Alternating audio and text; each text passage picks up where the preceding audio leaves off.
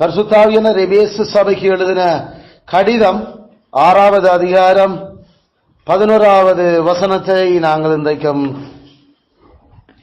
தியானிக்கவும் சத்தியங்களை அதிலிருந்து மொண்டு கொள்ளவும் அதன் பிரயோகங்களை நாங்கள் பார்க்க இருக்கிறோம். அதனால் அந்த வசனத்தை வாசிக்கிறேன், கவனித்துக் கொள்ளுங்கள். எபேசியர் 6:11. நீங்கள் பிசாசின் தந்திரங்களோடு எதிர்த்து நிற்க திராணி உள்ளவர்களாகும்படி தேவனுடைய சர்வாயுத வர்க்கத்தையும் தரித்துக் கொள்ளுங்கள் என்பதே கர்த்தருடைய வார்த்தை. கர்த்தர் இந்த வேத பகுதியை நமக்கு ஆசீர்வதித்து தருவாராக. ஆமென். சகோதரரே, நாங்கள் 10வது வசனத்திலிருந்து 20வது வசனம் வரைக்கும் தேவனுடைய சர்வாயுத வர்க்கம் அல்லது கிறிஸ்தவனுடைய ஆவிக்குரிய போர் ஆயுதங்கள் என்கின்ற தலைப்பிலே 1610ஆம் ஆண்டிலிருந்து 16ஆம் ஆண்டு வரைக்கும் எங்களுடைய முற்பிதாவாகிய வில்லியம் கவுச் தன்னுடைய திருச்சபைக்கு செய்த இறைவார்த்தை பணியினுடைய ஒரு பிரசங்க தொடரை நாங்கள் சிந்திக்க ஆரம்பித்திருக்கிறோம். அதிலே நாங்கள் 10வது வசனத்தில் இருந்து நாங்கள் இப்பொழுது வரைக்கும் அதனுடைய அந்த தேவனுடைய சர்வாயுத வர்க்கங்கள் அவசியம், அதை பயன்படுத்துகிற முறை, அதற்கான கருவிகள் என்று சொல்லி பல விடயங்களை நாங்கள் மேலோட்டமாக அதனுடைய அந்த வழிகாட்டலை நாங்கள் பார்க்க ஆரம்பிச்சிருக்கிறோம். நாங்கள் இன்னும் விஷயத்துக்குள்ள இறங்கல. அதனால அந்த பிரிச்சிருக்கிறோம். நாங்கள் அதனுடைய மேனர், அடுத்த மெட்டர், அடுத்தது மீன்ஸ் எல்லாம் அந்த தேவனுடைய சர்வாயுத வர்க்கத்துக்கான போராட்டத்துக்கான முறை, அந்த போராட வேண்டிய விடயம், அந்த போராட்டத்துக்கான கருவிகள் என்றதை நாங்கள் பிரிச்சினாங்க. பிறகு அதனுடைய அந்த முறையில அல்லது விதத்தில் நாங்கள் 10வது வசனத்தில் குறிப்பாக முதல் பகுதியில நாங்கள் கவனிச்சோம். அந்த முறை அல்லது அந்த விதம் என்னன்னு, அந்த முறை கடைசியாக என்கிற அந்த சொல்லிலிருந்தும் பிற்பாடு என் சகோதரரே என்கிற சொல்லிலிருந்தும் நாங்கள் இந்த தேவனுடைய சர்வாயுத வர்க்கத்தை தரிக்க வேண்டியதுக்கான அவசியப்பாடு என்ன என்றும், அதை தரிக்கிறதுக்காக அப்போஸ்தலனாக பரிசுத்த ஆவியானவர் எவ்வளவு பாசத்தோடு அவர் அந்த மிகவும் அவசியமான அவசரமான அந்த மறந்து போய் விட்டுட முடியாத மிக மிக முக்கியமான விடயத்தை அவர் அழைக்கிற பொழுது, அப்போஸ்தலன் பவுலினுடைய அந்த ஒரு தாய், பால் கொடுக்கிற தாய் தன் குழந்தையோடு கூட இடைப்படுகிறது போல அந்த சாந்தமும் அந்நேரம் எவ்வளவு தாழ்மையுமாய் அந்த விடயத்தை அவர் முன்வைச்சார் என்றதை நாங்கள் விளங்கிக் கொண்டோம். பிற்பாடு அந்த விடயம் தொடர்பாக நாங்கள் இறங்கின பொழுது அந்த விடயத்தை நாங்கள் 2ஆக பிரித்திருந்தோம். ஒன்று நாங்கள் வீரத்தோடு இருத்தல், அடுத்தது அதற்காக நன்றாக ஆயத்தப்படுத்தல். ஆகையால் அந்த வீரத்தோடு அல்லது பலமாக இருத்தல் என்கின்ற விடயத்தை நாங்கள் 3 விடயம் அதில் கவனிச்சிருந்தோம், அல்லது அதை நாங்கள் 3ஆக பிரிச்சிருந்தோம். அதாவது 10வது வசனத்தினுடைய பி பகுதியை நாங்கள் 3ஆக பிரிச்சிருந்தோம். அதுல ஒன்று அந்த வீரமா இருக்க வேண்டிய அதனுடைய கடமை என்ன, வீரமா இருத்தல் எங்களுடைய கடமை. 2வது வீரமா இருப்பதற்கான அடித்தளம் என்ன, அடுத்தது வீரமாக இருப்பதற்கு எங்களுக்கு தரப்படுகின்ற ஊக்கப்படுத்தல் என்ன என்று 3 விடயங்களை நாங்கள் பார்த்தோம். ஆகையால் அது எங்களுடைய கடமை. அதனால்தான் அப்போஸ்தலனாக பரிசுத்த ஆவியானவர் பலப்படுங்கள், பி ஸ்ட்ராங் என்று அவர் கட்டளையிட்டார். 2வது அந்த பலப்படுறதுக்கான அடித்தளம் கிரவுண்ட் கர்த்தருக்குள், அந்த கடமைக்கான ஊக்கப்படுத்தல் கடவுளினுடைய வலிமை மிக்க பலத்தில் அல்ல வலிமை மிக்க வல்லமையில். அதில் கடவுளை வலிமை மிக்க வல்லவர், அதனால அவருக்குள்ள நீங்கள் பலப்படுங்கள் என்ற அந்த 3 விடயங்களையும் நாங்கள் இவ்வளவு மேலோட்டமா நாங்கள் சிந்திச்சது. ஆகையால அந்த 10வது வசனத்துல நாங்கள் 3 முக்கியமான சத்தியங்களையும் பல பிரயோகங்களையும் நாங்கள் விளங்கி இருந்தோம். இன்னைக்கு 11வது வசனத்தை நாங்கள் வாசிக்க இறங்குறோம். அந்த 11வது வசனத்தினுடைய விடயத்தை நாம பிரிக்கிறதுக்கு முன்னுக்கு நாங்கள் இப்படித்தான் அந்த அதுவும் விடயம்தான் அந்த மெட்டர்ல எங்களுக்கு நன்றாக ஆயத்தப்பட்டிருக்க வேண்டும் என்ற அந்த பிரிவுக்குள்ள இது வரப்போ நன்றாக ஆயத்தப்பட்டிருத்தல் நீங்கள் இன்னைக்கு எழுதிக் கொள்ளுங்க. நன்றாக ஆயத்தப்பட்டிருத்தல் 2ஆ பிரிக்கிறோம். ஒன்று கடமை, 2வது அதனுடைய ஊக்கம் அல்லது அதனுடைய ஊக்கம், கடமை ஊக்கம். அந்த கடமையை நாங்கள் 2ஆக பிரிக்கிறோம். ஒன்று பொதுவான கடமை, 2வது குறிப்பான கடமை. பொதுவான கடமை, குறிப்பான கடமை. அந்த பொதுவான விடயத்தை நாங்கள் 2ஆக பிரிக்கிறோம். அது ஒன்று வசனம் 11, அந்த 2ஆ பிரிக்கிறதுல ஒன்று வசனம் 11, மற்றது வசனம் 13. வசனம் 13. அதாவது பொதுவான கடமையை 2ஆ பிரிச்ச நாங்கள் ஒன்று வசனம் 11, அடுத்தது வசனம் 13. அந்த வசனம் 11 நாங்கள் 3ஆக பிரிக்கிறோம். வசனம் 11 நாங்கள் 3ஆக பிரிக்கிறோம். ஒன்று கிரிகை அல்லது செயல் என்று நாமல கிரியை என்ற செயல், ஆக்ஷன். 2வது இலக்கு,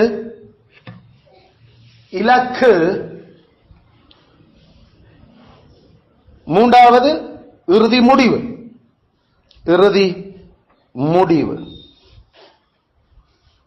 முடிவு. அந்த ஆக்ஷன் நாம ஆக்ஷன் என்று சொல்றது அத சொல்றது தரித்துக் கொள்ளுங்கள். அதான் அந்த ஆக்ஷன், தரித்துக் கொள்ளுங்கள். அந்த இலக்கு ஆப்ஜெக்ட், அதை நாங்கள் 2ஆ பிரிக்கிறோம். இலக்க நாங்கள் 2ஆ பிரிக்கிறோம். ஒன்று வகை, அடுத்தது போதுமான தன்மை. வகை, போதுமான தன்மை. அந்த வகை என்ன? அது 11வது வசனத்தில்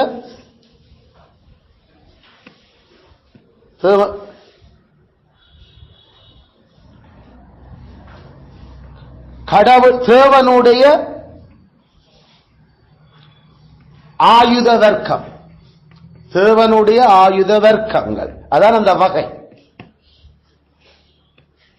தேவனுடைய ஆயுத வர்க்கம். போதுமான தன்மை என்ன? சர்வ ஆயுத வர்க்கம்.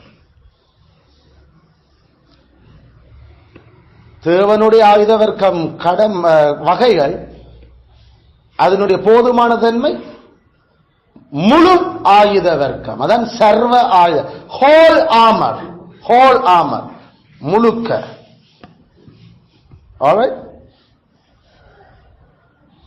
அந்த முடிவு இறுதி இலக்கு, அதை 2ஆ பிரிக்கிறோம். இறுதி இலக்க 2ஆ பிரிக்கிறோம். ஒன்று ஆயுத வர்க்கத்தின் நன்மை, ஆயுத வர்க்கத்தின் நன்மை.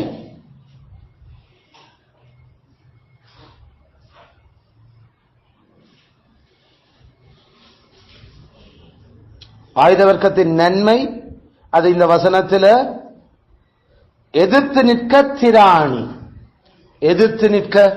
திராணி. எதிர்த்து நிற்க திராணி.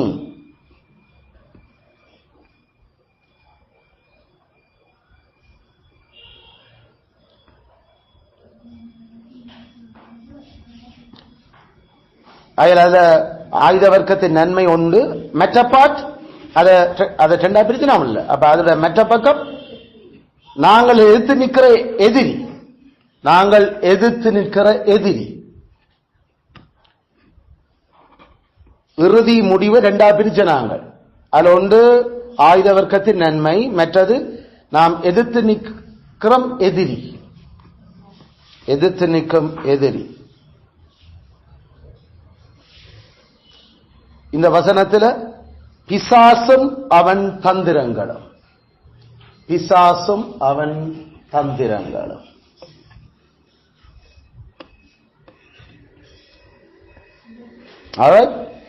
அதுல இதான் அந்த ஹோல் ஸ்ட்ரக்சர். இந்த 11வது வசனத்தை நாம பார்க்கிறது. 11வது வசனம் அது பொதுவான அந்த கடமையை பற்றி தான் நாம பார்க்கிறோம். இது திரும்பவும் 13வது வசனத்திலையும் வருகிறது. நாங்கள் அதை பிறகு நாம கவனிப்போம். 13வது வசனம் வரைக்க நாங்கள் 11வது வசனத்தை தான் அப்ப நாங்கள் ஆக்ஷன்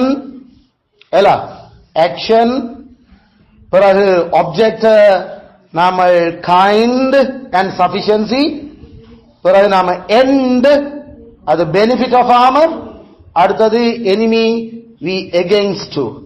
நாங்கள் என்று நாமல் பிரிச்சு 1 2 3 4 5 நாமல் அந்த வசனத்தை பிரிச்சிருக்கிறோம். கடைசியில 5 பிரிச்சிருக்கிறோம். தரித்துக் கொள்ளுங்கள் முதலாவது, அதான் நாம செய்ய வேண்டிய ஆக்ஷன். இரண்டாவது தேவனுடைய ஆயுத வர்க்கம், அதான் வகைகள். போதுமான தன்மை, முழு ஆயுத வர்க்கம், சர்வ ஆயுத வர்க்கம் போதும், அதுவே போதும்.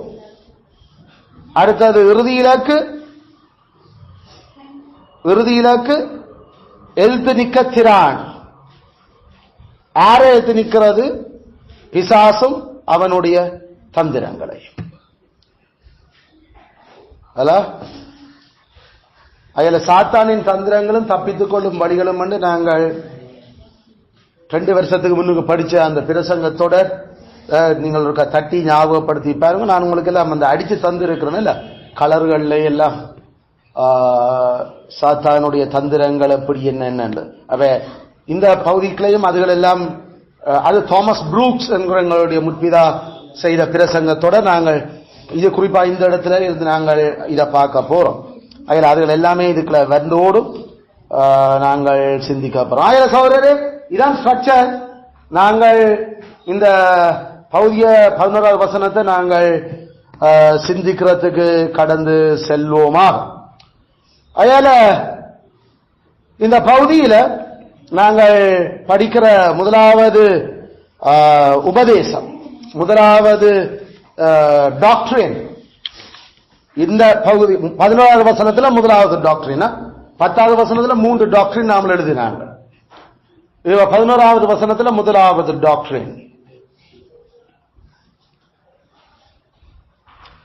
கிறிஸ்தவ வாழ்வு. கிறிஸ்தவ வாழ்வு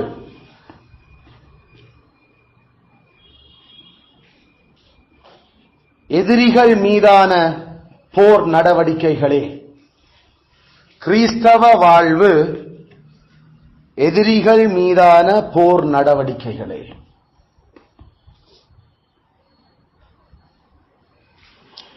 கிறிஸ்தவ வாழ்க்கை என்றது எதிரிகள் மீதான போர் நடவடிக்கை தான்.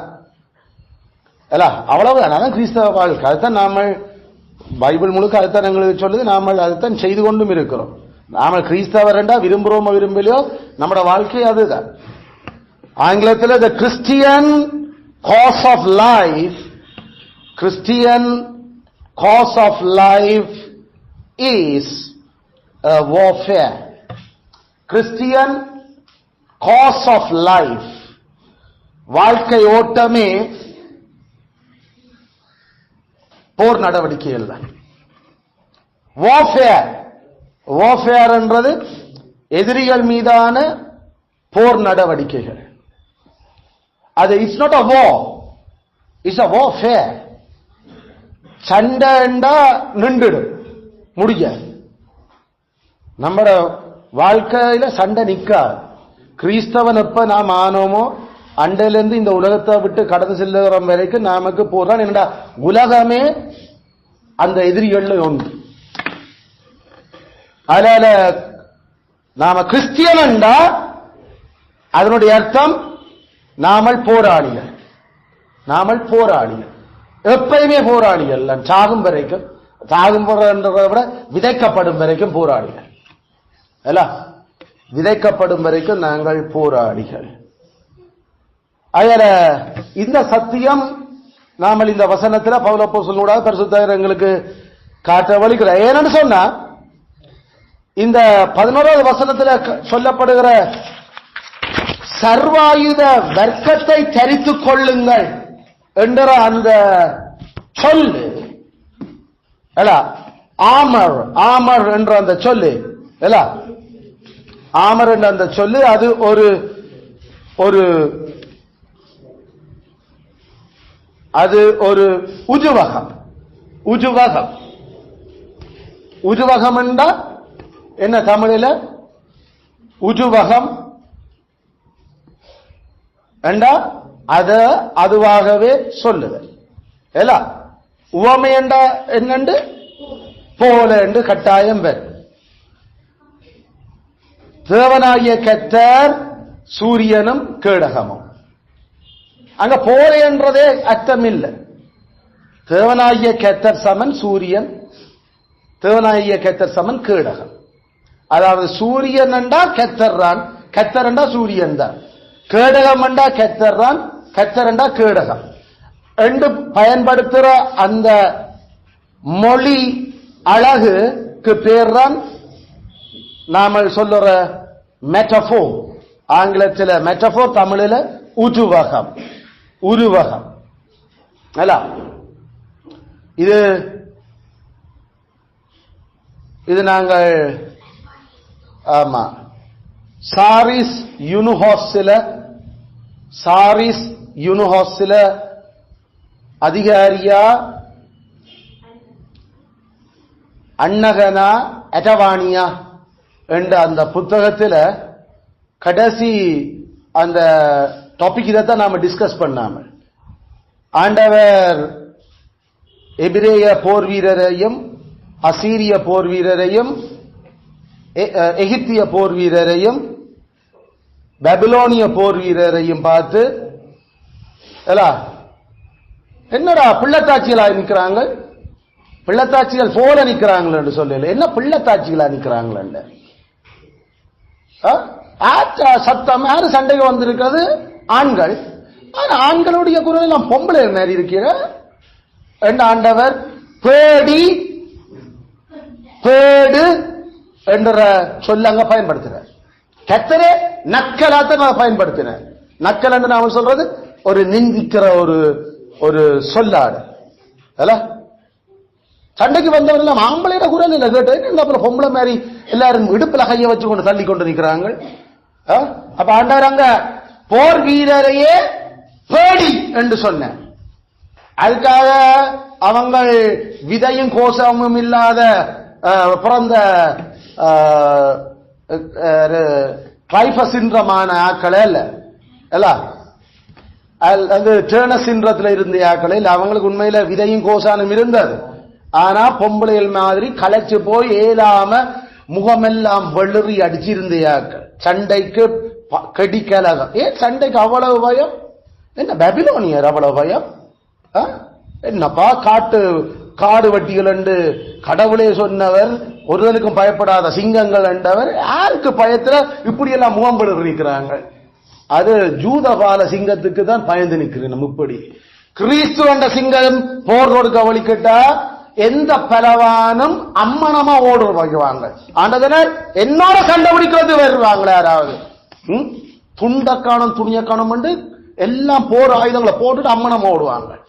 அப்படித்தான் இப்ப கர்த்தர் பாபிலோனோட, கர்த்தர் எபிரேயரோட, கர்த்தர் அசீரியரோட, கர்த்தர் எகிப்தியரோட சண்டைக்கு வரைக்கிறான்.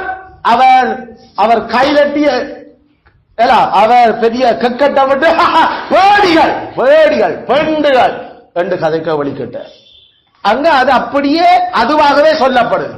அதுக்கான நம்மளுடைய சண்டி அலங்காரம் நூலில் இருக்கிற அந்த பாட்டும் நான் அதுல எல்லாம் கொடுத்திருந்தேன். அந்த உருவகத்துக்கு உருவமைக்க எப்படி அவங்க அதை நம்முடைய ஞானிகள் விளங்கப்படுத்திடுறாங்க. அது சூப்பர். அதுகளை தயவுசெய்து வாசிச்சு அதுலாம் நல்லா பாடமாக்கி மண்டைக்குள்ள எடுக்க வேண்டிய. ஏன்னா நாங்கள் பைபிள்ல உருவகம் உவமை எப்படி இருக்கின்றத அதுல கவனிச்ச நாங்கள்.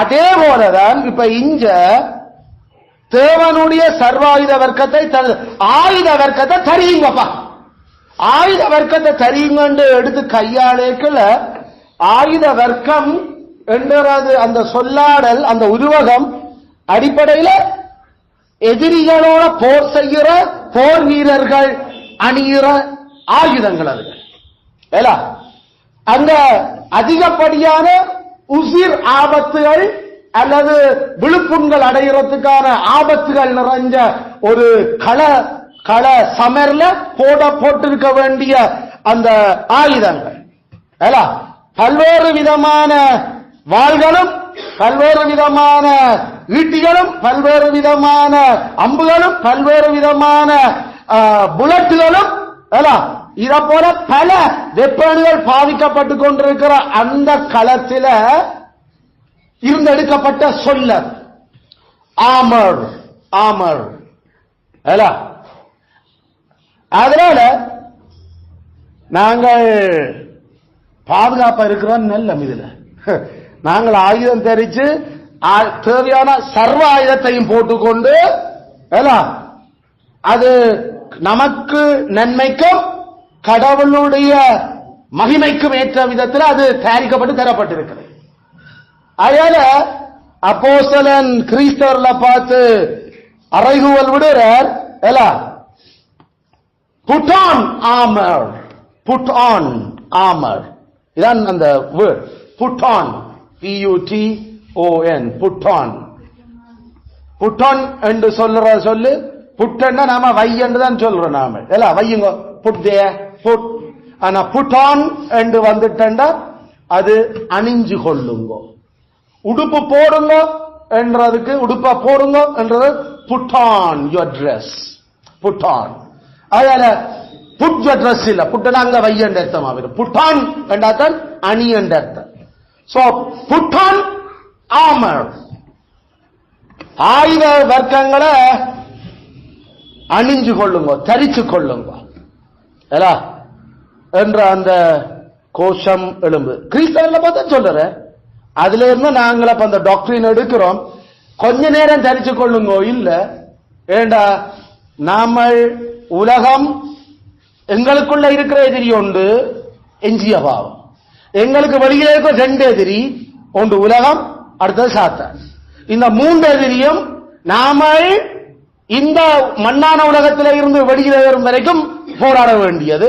அதனால கிறிஸ்தவனா எப்ப ஆகிறோமோ அண்டையிலிருந்து நாங்கள் எப்பயுமே போர் ஆளிகளாத்தான் தெரிய வேண்டி இருக்குது. அதாவது நான் சொல்லு போராளிகள், மிலிட்டன்ட். எப்பயுமே ஆயுதம் எங்களோட கைகளில் இருக்கும். எப்பயுமே கார்டு, எப்பயுமே அந்த 6 பீஸ் எப்பயுமே எங்களோட அணிஞ்சோம்னா நாம தெரியும். நமக்கு நம்ம பிள்ளைகளுக்கு தெரியாது, நமக்கு சண்டைக்குள்ள இருந்து எங்களுக்கு வடிவ தெரியும். எப்படி அந்த போராளிகள் என்றா என்னன்னு அவர்களுடைய பவுச், அவர்களுடைய AK-47 அவர்கள் எப்பயும் கையில அதில் வச்சுக்கொண்டு திரிகிறதும், அவர்கள் போட்டிருக்கிற பூட்ஸ், அவர்கள் இது நம்முடைய ஆக்களுக்கு பூட்ஸ் இல்லை, செருப்புகளோட நம்முடைய ஆக்கள் சண்டை.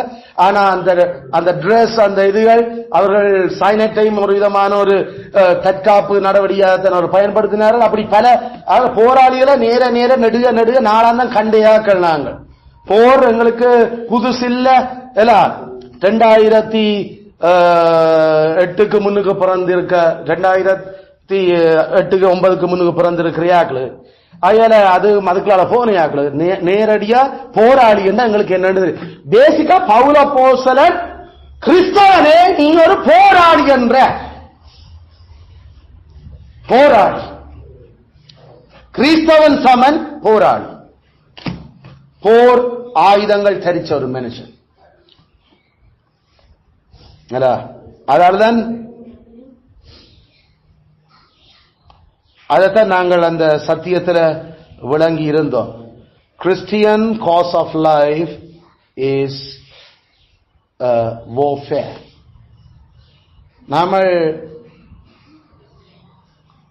நாங்கள் இந்த போராயுதங்களை கலட்டி வச்சு போட்டு கொஞ்சம் ரெஸ்ட் எடுப்போம்னு நினைச்சிடே இயலாது. எதிரி எப்ப எந்த டைம்ல யுத்தம் தாக்குவான்னு தெரியாது.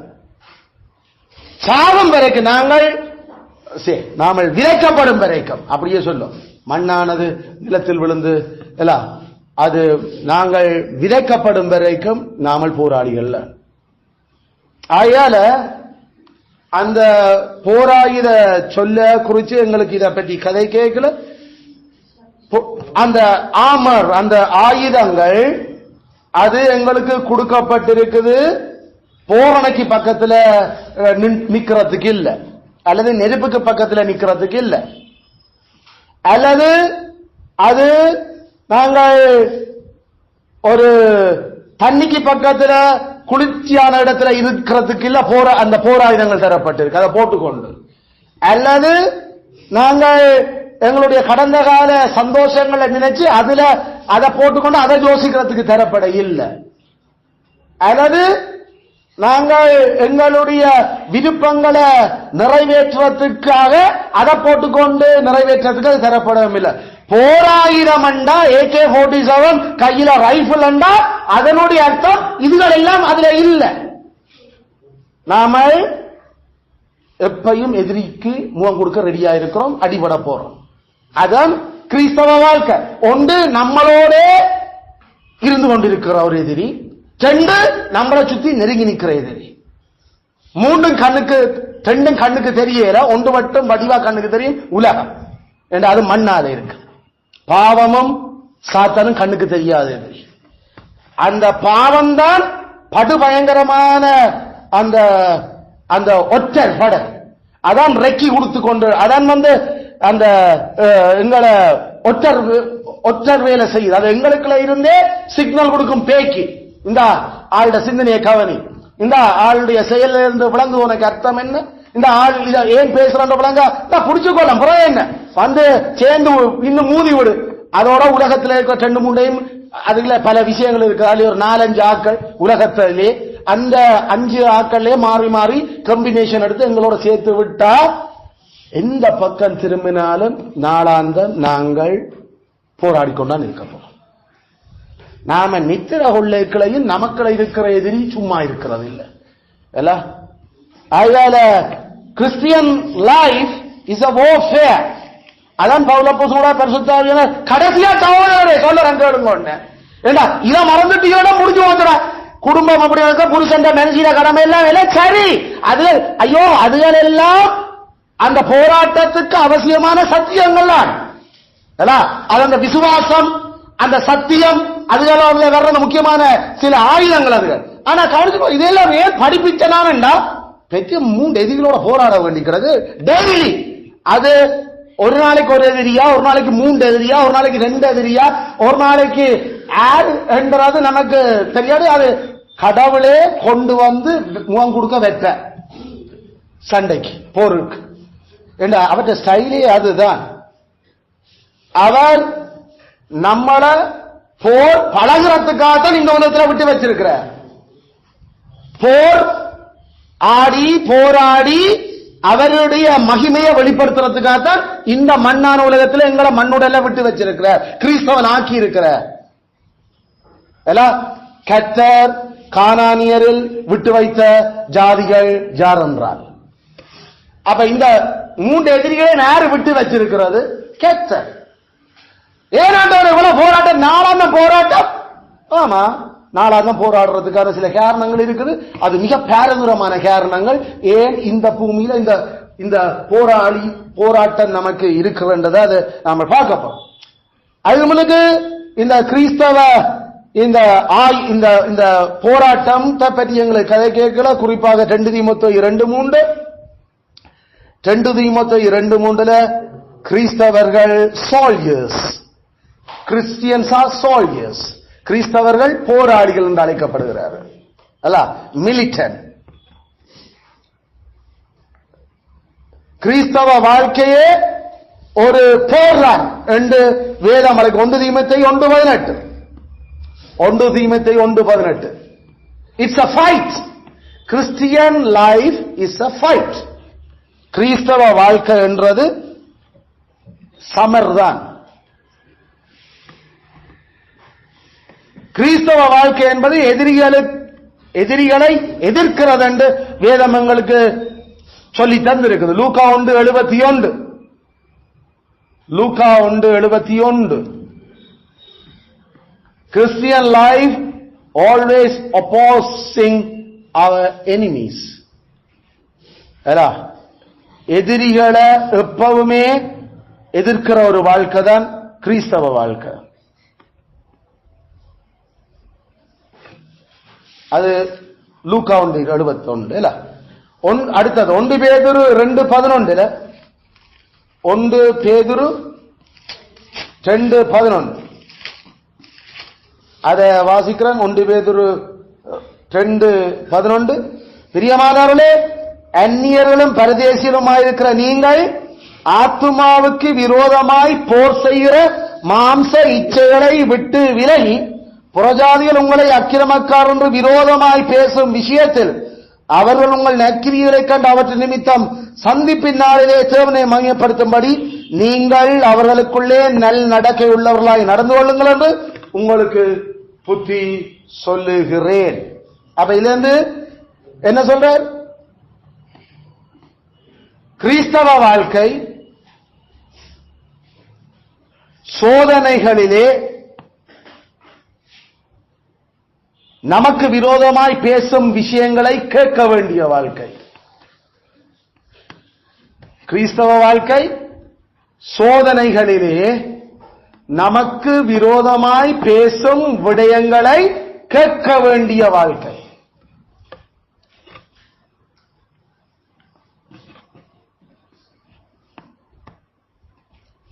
அதாவது அந்த புறஜாதிகள் எங்களை அக்கிரமக்காரர் என்று சொல்லி எங்களுக்கு வெறுப்பேற்றுவினான். annoyed. Christian life through temptations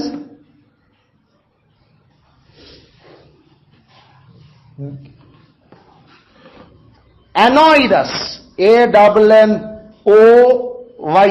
annoyed us. annoying என்று சொல்றது அந்த கோபம் ஏற்படுத்துறது, அனாய் பண்றது. சும்மா சிடுங்கி கொண்டிருந்தா நம்ம எனக்கு கோபம் சும்மா இருக்கிறோம்னு சொல்லுவோம் இல்ல, அல்லது நெடுகாவே ஒரு ஆளை பற்றி ஒரு ஆளை திருப்பி பகுதி விட அவருக்கு கோபம் வந்து இந்த விசக்காயில் அனுப்பாட்ட கத்து அல்ல, அது அனாய்டு, அதாவது வெறுப்பேற்ற. கிறிஸ்தவ வாழ்க்கை என்றது புறஜாதிகளால வெறுப்பேற்றப்படுகிற வாழ்க்கை. விளங்குதோ? அத இங்கிலீஷ்ல அசால்ட்ஸ் என்று நாம சொன்னாங்க. ASSAULTS assaults. நிந்தனைகளை கேட்க வேண்டிய வாழ்க்கை. உண்டே அப்பாவும் நீயும் நீங்க பிடிச்ச முயலுக்கு 3 கால் என்று தான் நிப்பியல். நான் இனிமேல் ஒன்றும் செய்ய இயலாது. நாங்கள் முயலுக்கு ஒரு நாள் 3 கால் என்று சொல்ல. ஆனா அந்த புறஜாதிகளுடைய பேச்சுகள் எங்களுக்கு அன்னாயிங், சரியான வெறுப்பும் கோபத்தையும் ஏற்படுத்தும். ஆனா அதான் போராட்டம். எங்களை சூழ்ந்திருக்கிற உலகம், அதிகாரங்கள் வரக்கூடிய புறஜாதிகள் எங்களைத்தான் அக்கிரமக்காரன் சொல்றாங்க. நாங்கள் செய்யறல நீதி. அப்ப கவனிங்களா, பேதுரு கேட்கல, நம்முடைய ஆத்துமாக்கு விரோதமா போர் செய்யுது. அந்த போராட்டம் அது சோதனைகளை எங்களுக்கு முன்னுக்கு கொண்டு வரப்படுது.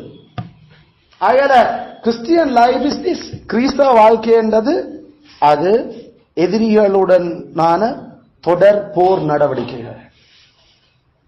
அது ஈழ போராட்டம் 1, ஈழ போராட்டம் 2, ஈழ போராட்டம் 3, ஈழ போராட்டம் 4, ஈழ போராட்டம் 5 என்று போற மாதிரி, அல்லது ஓயாத அலைகள் 1, ஓயாத அலைகள் 2, தொடர்ச்சியா இந்த பேர்கள் எல்லாம் நமக்கு நல்ல பாடம் என்ற நாங்கள் அந்த போராட்டங்களுக்குள்ள ஓடி முகம் கொடுத்து மேலால ஈழால கடலால எல்லா பக்கத்தாலேயும் அடிபாடுகளை சந்திச்சியாக்க. போரண்டா என்னென்று தெரியும் நமக்கு. நம்ம பிள்ளைகளுக்கு தெரியாது உண்மையில் அல்ல.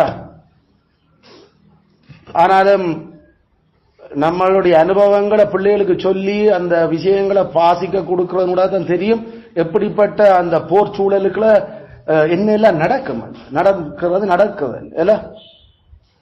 அயால பரலோகத்தில் இருக்கிற பரிசுத்தவான்கள் போராடி வெற்றிவாக சூடுனியாக்கள், பூலோகத்தில் இருக்கிற பரிசுத்தவான்கள் போராளிகள். பரலோகத்தில் இருக்கிற பரிசுத்தவான்கள் இந்த போராடி வெற்றிவாக சூடுனியாக்கள், வெற்றிவாகை சூடுதல் அல்ல அந்த தமிழ் சொல், வெற்றிவாகை சூடுனவர்கள். பரலோகத்தில் இருக்கிற பரிசுத்தவான்கள், பரலோகத்தில் இருக்கிற கிறிஸ்தவர்கள் வெற்றிவாகை சூடினவர்கள். பூலோகத்தில் இருக்கிற கிறிஸ்தவர்கள் போராளிகள். அந்த சொல்லு சரியான ரெண்டு முக்கியம். The church in heaven is triumphant. The church in heaven is triumphant. Triumphant.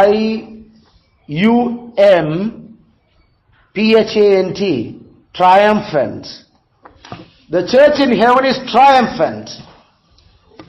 The church in earth is militant. Militant. M-I-L-I-T-A-N-T. Militant. Militant என்றா போர் ஆயுதம் தரிச்சவர்கள். போராளிகள் அடைய சரியான சொல். போர் ஆயுதங்கள் தரிச்சிருக்கிறார்கள். போர் ஆயுதம் இல்லாம ஒரு நாளும் போராளி வரையிலாது, நடமாட இயலாது. கட்டாயம் அந்த போர் ஆயுதங்கள் தரிச்சிருக்க. அதனால நம்ம militant. Church in earth is militant. பூமியில இருக்கிற கிறிஸ்தவர்கள் போராளிகள், பரலோகத்தில் இருக்கிற கிறிஸ்தவர்கள் போராடி வெற்றிவாகை சூடின கிறிஸ்தவர். அதுல இதுதான் எங்களுக்கு பைபிள் இந்த பகுதியிலிருந்து நாம படிக்கிற மிக முக்கியமான சத்தியம்.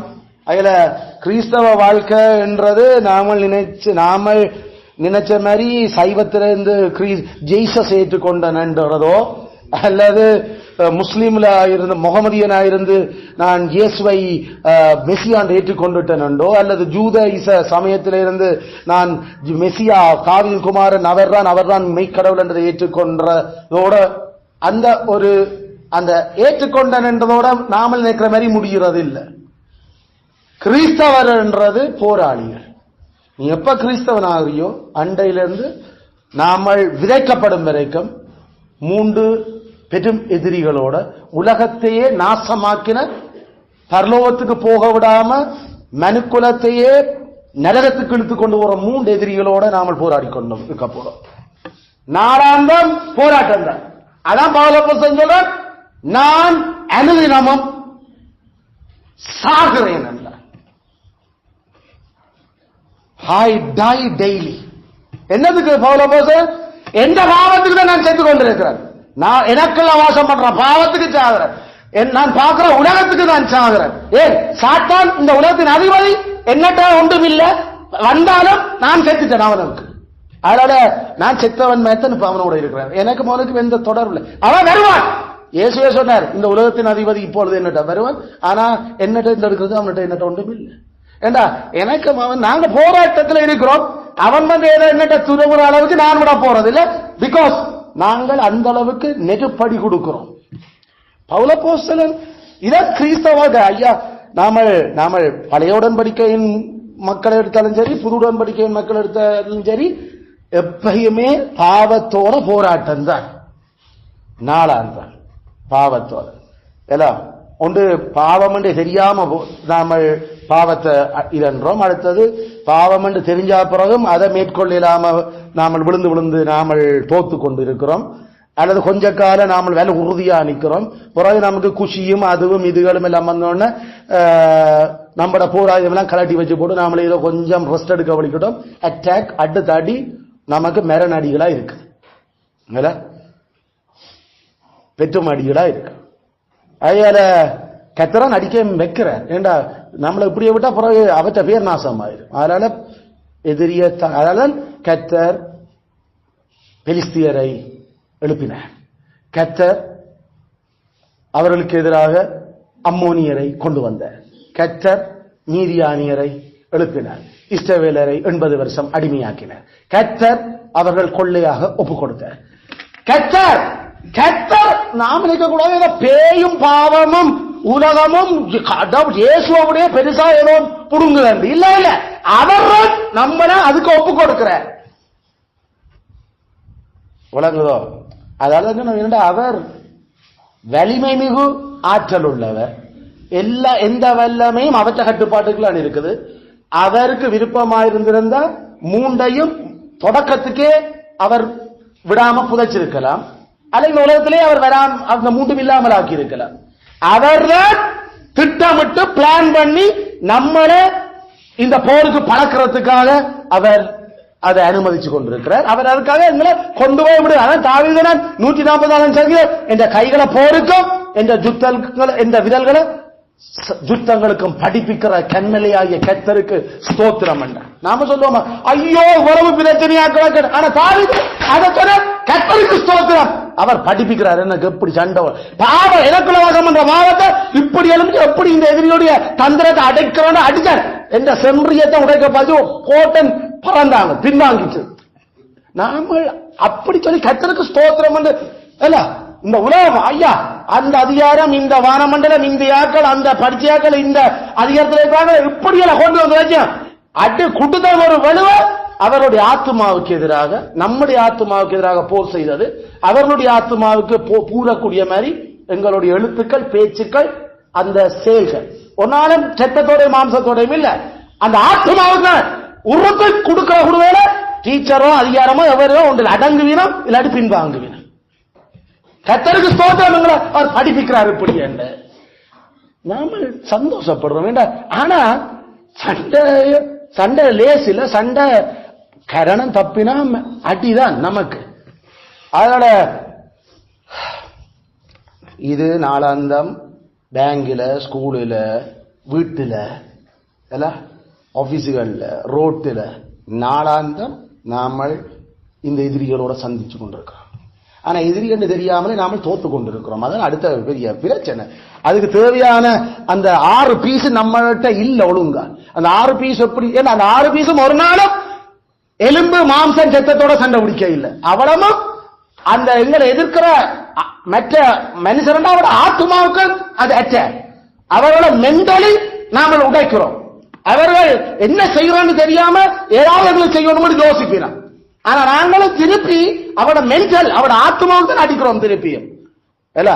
அதான் ஆவிக்குரிய யுத்தம். இது ஆத்மாவுக்கு ஆன யுத்தம். எங்கட ஆத்மாவில இருந்து அவருடைய ஆத்மாவுக்கு நாம சண்டை பிடிக்க தரோம். பேயும் ஒரு ஆவி, அந்த ஆவியோட எங்களுடைய ஆவி சண்டை பிடிக்குது. பாவமும் கண்ணுக்கு தெரியாத ஒரு பெரும் முக்கியமான விடயம். அதை நாங்கள் அந்த பாவம் என்னன்னு சொல்லி எங்களுக்கு வடிவா 10 கட்டளையில அவர் வடிவா சொல்லி தந்திருக்கிறார். ஆகல எதிரிகள் ஆரண்டு எங்களுக்கு சொல்லாம கடவுள் விடையில, போராயுதங்கள் என்னன்னு சொல்லாம விடையில, எப்படி தரிக்கிறன்னு சொல்லித்தான் தர போற, என்ன விஷயம் வந்து எப்படி போராடுறான்னு பழக்கி பழக்கிற. அதனால இந்த விடயங்களை நாம எடுத்து கவனிச்சு கொண்டா, அப்ப ஏன் ஆண்டவர் எங்களை இந்த மண்ணுலகத்துல போராளிகளாக அவர் ஆக்கி இருக்கிறார்? மண்ணுலகில ஏன் போராளிகளாய் ஆக்கி இருக்கிறார்?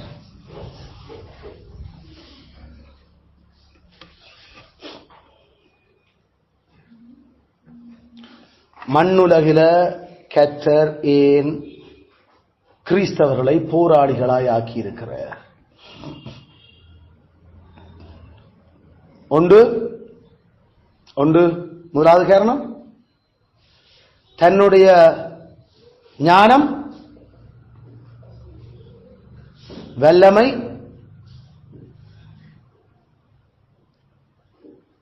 வாக்குறுதிகளின் நிறைவேற்றும் உண்மைத்தன்மை, வாக்குறுதிகளை நிறைவேற்றும் உண்மைத்தன்மை, தன்னுடைய இரக்கம் என்பவற்றை அதிகமாக வெளிப்படுத்தும்படியாய் கடவுளுடைய ஞானம், வல்லமை, அவருடைய வாக்குறுதிகளின் நிறைவேற்றும் உண்மைத்தன்மை, அவருடைய இரக்கத்தை அளவுக்கு அதிகமாக காண்பிக்கும்படியாய் அப்படி செய்திருக்கிறார்.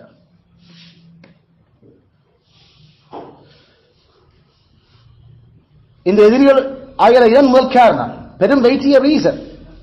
ஏன் சண்டைக்கு எங்கள் ஆண்டவர் இப்படி போராளிகளை விட்டு இருக்கிறார் என்று சொன்ன, முதலாவது அவற்ற மகிமைக்கு தான். எது அவற்ற மகிமை?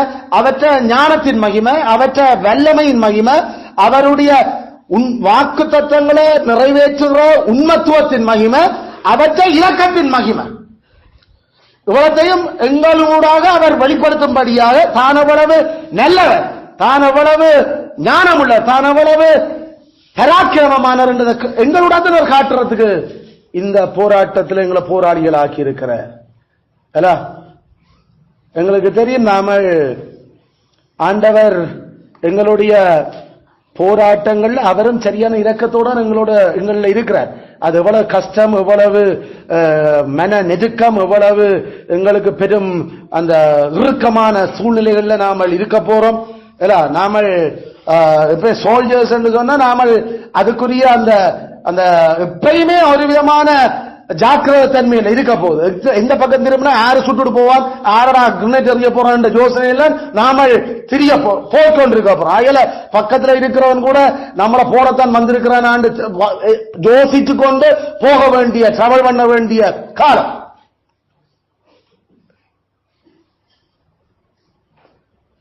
அல்ல 2000க்கு பிறகு இந்த கருணா குரூப் விடுதலை புலிகள் இருந்து பிரிஞ்சா பிறகு மட்டக்களப்புக்கு போறதுக்கே பயம்.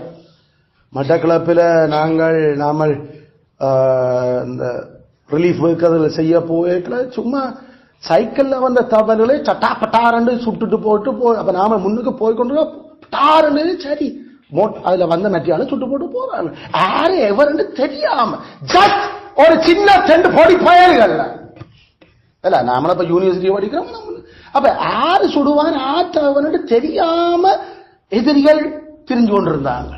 நினைச்சு பார்க்க இயலாத சூழ்நிலை. அப்ப எவ்வளவு நாம கதைக்கிறையாள் நமக்கு இப்ப நாம போராட வேண்டிய ஆளாண்டு யோசிச்சு கொண்டு கதைக்க வேண்டி இருக்குது. அங்கிருந்து என்ன அடுத்தது வரப்போகுதுன்றது நாம பிளான் பண்ணி கொண்டு அடுத்தது நாம சில உங்களுக்கு தெரியும், சில பேர் கூப்பிட்டு சில அதிகாரங்களை கதைக்க கூப்பிடல போய்க்கல நாம ஜபத்தோட ப்ரிப்பேர் ஏண்டா எப்படி வந்தா எப்படி அட்டாக் பண்ணணும், அது நேரம் கிறிஸ்துவனுடைய சாட்சி சத்தியம் சரியா குத்தோணும். ஆனா வெட்டி அவர்களுடைய அந்த சிந்தனையை கிறிஸ்துவுக்கு சிறப்படுத்தணும். அப்ப எவ்வளவு யோசனை. அங்க இருந்த போதோட கதைச்சு வரோம் எப்படி அந்த அட்டாக் டைம்ல என்ன மாதிரி இதுக்கெல்லாம் பாஸ்டர் எல்லாம் கதைக்கிறது மெட்ட பக்கத்துல இருந்து இப்படி பல பல பிரச்சனைகள் பல விதத்துல நாங்கள் எப்படி முகம் கொடுக்கிறது என்ற அந்த நேரங்கள் உதவிகள் எல்லாம் வரணும் கடவுள்.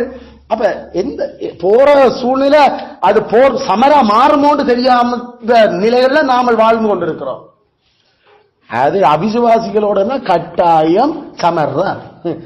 அவிசுவாசிகளோட இது கேட்கல கட்டாயம். அவிசுவாசி எங்கட யோசனை அவட யோசனை ஒன்றும் ஒத்து வராது. கடைசி வரைக்கும் ஒன்றும் ஒத்து வராது. ஏதாவது ஒன்று ஒத்து வருமோ ஒன்றும் ஒத்து வராது. ஏண்டா கிறிஸ்துவனுடைய சிந்தையை தரிச்சிருக்கிறவனுக்கும் கிறிஸ்துவே இல்லாம இருக்கிறவன் சிந்தனை அது கிறிஸ்துக்கு எதிராக எப்பயுமே இருந்து கொண்டிருக்கும்.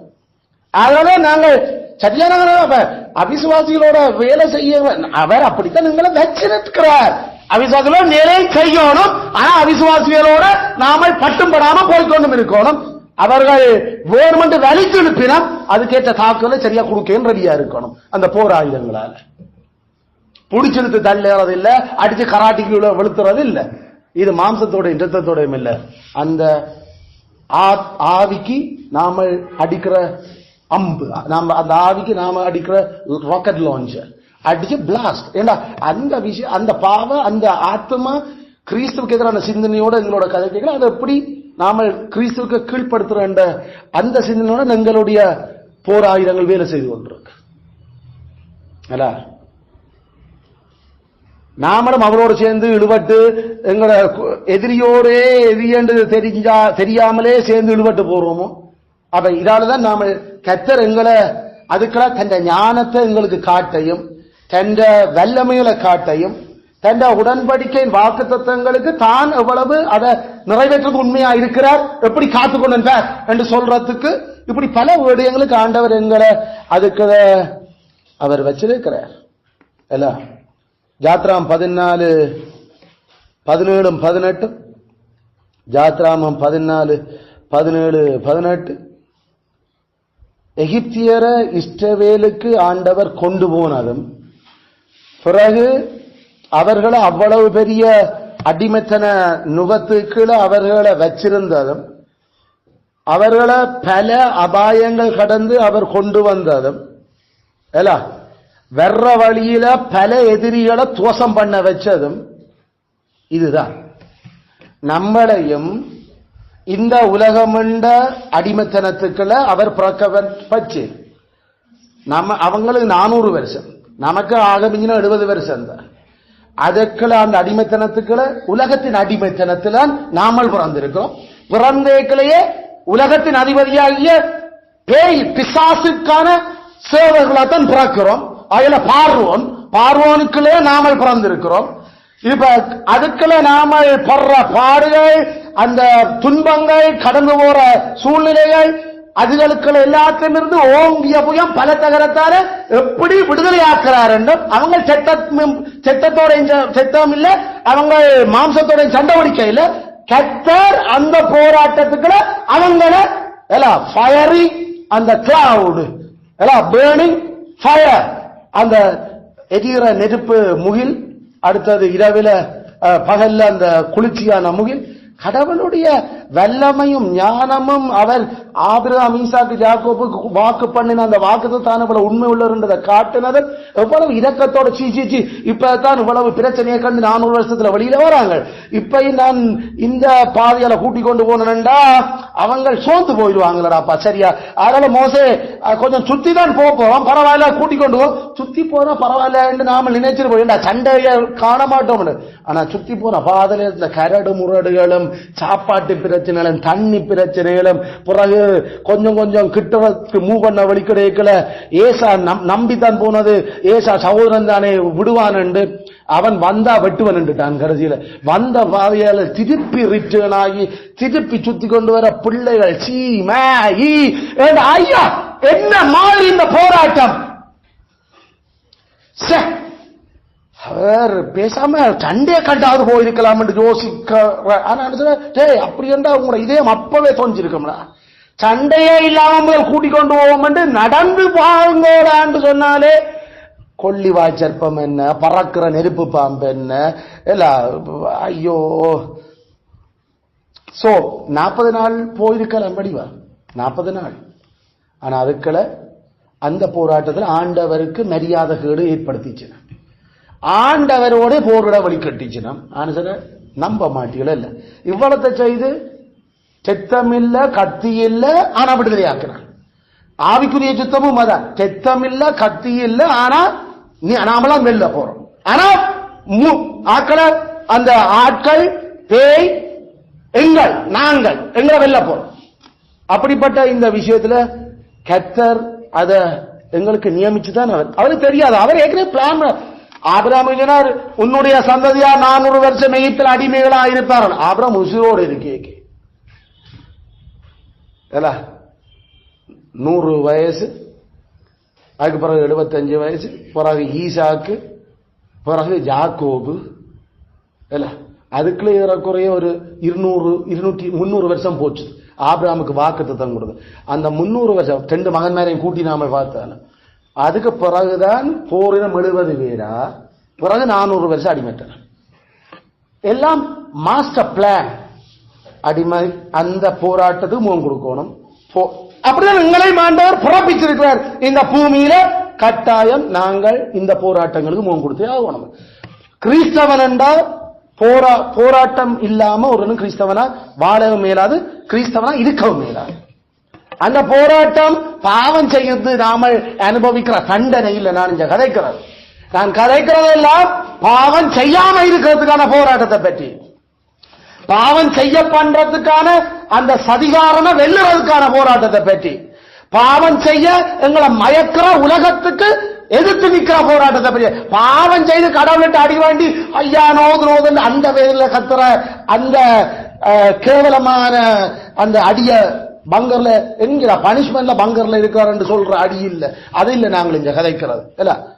எல்டிடியினுடைய அமைப்பில் ஏதாவது ஒழுக்கத்துக்கு முரணா விஷயங்கள் முரண் நடந்தா அவரை பங்கர்ல போட்டுட்டாங்க. பங்கர்ல போட்டுட்டா என்ன ஒன்று பங்கர் வெட்டு அல்லது திருப்பி ஏதாவது கஷ்ட சரியான கடினமான பனிஷ்மெண்ட் அப்படி கொடுக்கல திருந்தட்டும். அப்ப உனக்கு துவக்கொண்டு போன நீ மேல ஒழுங்கு பழகு முதல் போய் கின்றா எல்லாத்தையும் எல்லாம் செய் போய்ண்டா மொட்டையை மடிச்சு போட்டு வளர்ந்த தலைமையில் எல்லாம் திருப்பி மொட்டையை மடிச்சு போட்டு கீழே பனிஷ்மெண்ட் இறக்கி விடுறதாகவோ அதுல கடவுள் அது பெரியவே. அதை விட நாம அடிபடலாம் நாம சண்டையில அதெல்லாம் நாங்க சொல்றோம். கெத்தரங்களுக்கு நாம அவரோட மரியாதைக்கு அடிச்சதால நாம படுற வேதனையை பற்றி இந்த கதைக்கு அது நாம நிஜமா பட வேண்டிய விஷயம்.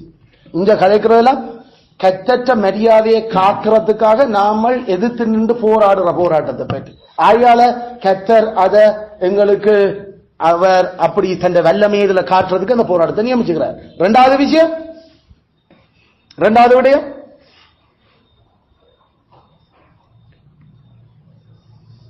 கர்த்தர் தன்னுடைய பிள்ளைகளுக்கு வரங்களை அருளி இருக்கிறார் என்பதற்கான நிரூபணம். கர்த்தர் தனது பிள்ளைகளுக்கு வரங்களை அருளி இருக்கிறார் என்பதற்கான நிரூபணம்.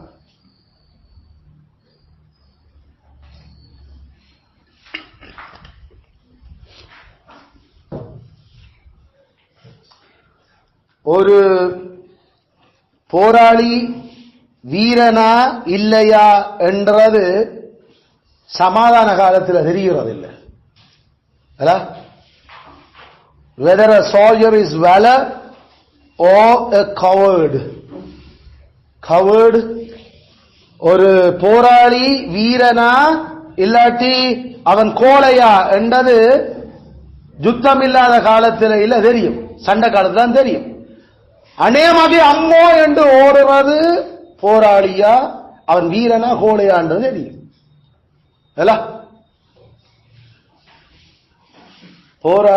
வீரன் என்றா அம்மா என்று சொல்லியும் அடித முன்னுக்குதான் நகருவாங்க அடிக கொடுக்க. அம்மா என்று சொல்லிக்கொண்டு பின்பக்கத்துல புறமுது காட்டி ஓடுறவன் இல்ல போராளி. அப்ப அது எதுல தெரியும் உண்மையில இவனுக்கு வீரம் இருக்குதா வீரம் இல்லையா கோழையோண்டு சண்டை இருந்தா தானே தெரியும். கிறிஸ்து எங்களுக்கு இந்த போராட்டத்துக்கான வரங்களை தந்து எங்களை அவர் உருவாக்கி இருக்கிறார் என்பது எப்ப எங்களுக்கு தெரியுது? நாம பாவத்தோட பேயோட உலகத்தோட போராடம் நாம முட்டேற்றம் தெரியும். எங்களுக்கு அந்த வரங்கள் இருக்குதோ, அந்த கிருபை எங்களுக்கு கொடுக்கப்பட்டிருக்கிறோம். நாம உண்மையில தைரியசாலிகள் பிரசாலிகள் தான் உண்டு. இல்லாட்டி பாவம் எங்களுக்கு உள்ளுக்கு இருந்து வேலை செய்யணும். நாம பாவத்தை ஓகே ஓகே ஓகே பொம்பளை மாதிரி பெட்ட மாதிரி நாம சரிஞ்சிருவோமோ, இல்லாட்டி வீரன் மாதிரி எழுது என்று நாம நம்மளே அடக்கிறதுக்கு எங்களுக்கு முடியுமோ? இல்லாட்டி எப்ப தெரியும் நாம வீரரா கோழைகளா? அதனால கர்த்தர் ஜோபுவுக்கு அந்த போராட்டத்தை கொண்டு வந்த சாத்தான ஜோபு விட்டு அனுப்பினது யாரு? கர்த்தர். இந்த உலகத்தை ஜோபு விட்டு இருந்து எடுக்க அனுமதிச்சது யாரு? கர்த்தர். உலகம் என்று நாம கேட்க உலகத்தினுடைய பொருட்களை சொத்துக்களை பிள்ளைகளும் அவன் சொத்து. அதைத்தான் நாம பேசிக்கா உலகம் என்று கதைக்கிறோம். உலகம் என்று சொல்றது ஆக்களையும் ஆக்களோட சம்பந்தப்பட்ட சொத்துக்களை, அந்த பதவிகள் அதிகாரங்களை. அப்ப ஜோபுக்கு அந்த எதிரிகளை கொண்டு வந்தது கர்த்தர். உலகத்தையும் பிறகு சாத்தானையும். இப்ப மிச்சமாயிருந்தது என்ன? அதற்குள்ள இருந்த பாவம் வெளிப்படணும். ஆனா அவன் அதையும் விடவில்லை. கர்த்தர் வந்தார், கர்த்தர் எடுத்தார். கர்த்தருக்கு ஸ்தோத்திரம். அவர் எப்படிப்பட்ட வெள்ளம் வைக்கிறோம் எனக்கு தெரியும். கொண்டு வரைக்கும் ஒன்னும் கொண்டு வரையில போய் ஒன்னும் கொண்டு போறோம் இல்ல விட கர்த்தருக்கு தெரியும் அப்படி எங்களை என்ன செய்யறான். எவ்வளவு பெரிய போராட்டம். அங்கதான் இந்த வீரத்தை கடையில தேக்கி வைக்க முப்ப அது ஒவ்வொரு முறையும் நான் இந்த முறை அதுக்கு தோல்வி ஒப்புக்கொள்ள விரும்பல. அதனால ஒவ்வொரு முறையும் நீர் சுத்தி வேலை அடைச்சிக்கிறேன், நீர் இப்படி அப்படியா, சரி சரியா போராட்டத்தை காட்டவனோட பாப்போம். அவன் என்ன மறுதளிக்கிறான், என்ன பக்கப்படுத்துறான். உண்ட தந்திரங்களுக்கு முந்த ஆனா போறப்படி மிலேச்சத்தனமான போறது. பெத்த புள்ள வளர்த்து குடும்பம் நடத்துற புள்ள ஒரே நாள்ல இல்லாமல் ஆக்கின போறது. ஒரே நாளில ஒரு பக்கத்தால ஒட்டங்கள், ஒரு பக்கத்தால ஆடுகள், ஒரு பக்கத்தால மாடு, ஒரே நாள்ல முழு சாம்ராஜ்யமும் கிழக்கத்தி புத்திகளை சரிஞ்சிட்டது. அவனுக்கு அவன் இவ்வளவு பிரயாசப்பட்டது அவ்வளவு போச்சது. பெரும் போர். நாமளண்டா கேட்டோன்னே மயங்கி விழுந்து மூர்ச்சியாகிருப்போமோ செத்திருப்போமோ தெரியாது. ஆனா மெய்யாக கடவுளுடைய பிள்ளை ஒருவரையும் கெத்திர அப்படி விட போறோம். இல்லைன்னா அவர் அங்கதான் அந்த பிள்ளனை கொடுத்திருக்கிறாரான்னு தெரியும். அதுல தாங்கவும் சகிக்கவும் எதுவும் இல்ல. அதான் நாம கடைசியா என்னத்துக்கு இந்த உலகத்துல நாம வாழுறோம்? பரலோகத்துக்கு போயிடுறதுக்கு, கத்தரோட வாழ்றதுக்கு நித்தியமா. அது இழக்கப்படாம வேற எது இருந்தாலும் பரவாயில்ல போ என்ற நிலைக்கு வந்திருக்கிறோமோ? அது வரைக்கும் வந்திருந்தா அப்படி சூழ்நிலைகள் வரைக்கும் நாம அதை தாக்கம் இருக்கும். ஆனா பெருசுபடுத்த மாட்டோம். ஏன்னா பரலோக நிச்சயம். பரலோக கடைசியில என்னத்துக்கு இந்த உலகத்துல வாழ்ந்து கொண்டிருக்கோம்? நித்தியமா ஆண்டவரோட வாழ, பாவம் இல்லாத ஒரு உலகத்துல வாழ போற. அதுக்காகத்தான் இவ்வளவு பாடு. அப்ப இப்ப எனக்கு இந்த வர்ற போராட்டத்துல என்ன விட்டு எடுக்கப்பட்டாலும் பரவாயில்லை. ஏன்னா நம்மளுக்கான பட்டங்களா, நமக்கான வேலைகளா, நமக்கான சொந்தங்களா, எங்களோட புள்ள குட்டியா, மனுஷியா, எது போனாலும் கர்த்தர் அவற்ற ராஜ்யம் அவர். என்ன இதுக்கு பிறகும் கர்த்தர் நம்பிக்கொண்டிருக்க போறியோன்னு கேட்பாங்க. பைத்தியக்கார மாதிரி பேசுறீர்கள். இந்த பூமியையும் எல்லாத்தையும் படைச்சு தந்ததை அவர் தான். அவர் என்னை விட்டு எடுத்திருக்கிறார். அதுல மகாஞானம் வெள்ள விஷயங்களும் இருக்குது. அவர் என்ன பழக்கிறார் நான் வீரன் தானாண்டு செக் பண்றேன். வீரன் தானான். அதனால ஒவ்வொரு போராளிகளுடைய விதைகளும் விதைக்கப்படுகிற விடுதலை புலிகளோட போராட்டத்துல அங்க தலைவன் அவங்களும் மனுஷர் தான். என்ன கடினமான ஒன்றுமே இல்லாத புள்ள குட்டி இல்லாத ஆக்கலாம். எல்லாருக்கும் ஆடு தான், எல்லாருக்கும் எல்லாம் ஒரு ஜோசனா. ஆனாலும் எவ்வளவு அந்த தளராத விஷயங்களோட அவங்களுடைய அந்த போராட்டம் முன்னுக்கு போய் கொண்டிருந்தது. எத்தனை சாவு என்ன விழுந்தாலும் இலக்க நோக்கி நாங்கள் பயணிப்போம். அவங்க நாம போன முறை பார்த்த மாதிரி வீரமண்டா நாம அது கத்தருக்குள்ள வீரமண்டா திரும்பவும் நம்ம தோத்த விஷயங்கள் எதை சரி பண்ணி போட்டு திரும்பி எழுதி அதை அடிய கொடுத்து வெல்லுவோம் அந்த இடத்தை. அது அவங்க உண்மையான போர் களத்துல செய்து காட்டியிருந்தாங்க விடுதலை புலிகள் பல சந்தர்ப்பங்கள்ல. அதனால அந்த விஷயங்களை நாம கவனிக்க வேணும். இது ரியல் போர். நாம எந்த பாவத்துல நாம தோற்றோமோ அந்த போர் திரும்ப கத்தர் கொண்டு வருவார். அப்ப நாம அடி கொடுக்கிற குடுவையில நாம வீரர் என்று காட்டணும். அந்த பாவத்துக்கும் பேய்க்கும். அதான் பாயிண்ட். திருப்பி அடி பண்ண இதுவன் எனக்கு எதிரியே இல்லை, ஐயோ இவன் ஒரு லூசு பயில், இவனோட நான் சண்டை பிடிக்க மாட்டேன், பாவமே வெக்கப்படும் எங்களோட சண்டை பிடி நாம எல்லாரும் அப்படி போகிறோம். அதனால செய்த பாவத்தையே திருப்பி செய்ய இது நம்ம போராட்டம். பேக்க வெக்கமா இருக்கு. நானும் ஜோபு மேரியாக்கள், தாவிய மேரியாக்கள் எல்லாம் கனவிரப்பா ஒரே பாவத்துல திருப்பி விழுந்து கொண்டிருக்கிறாங்க.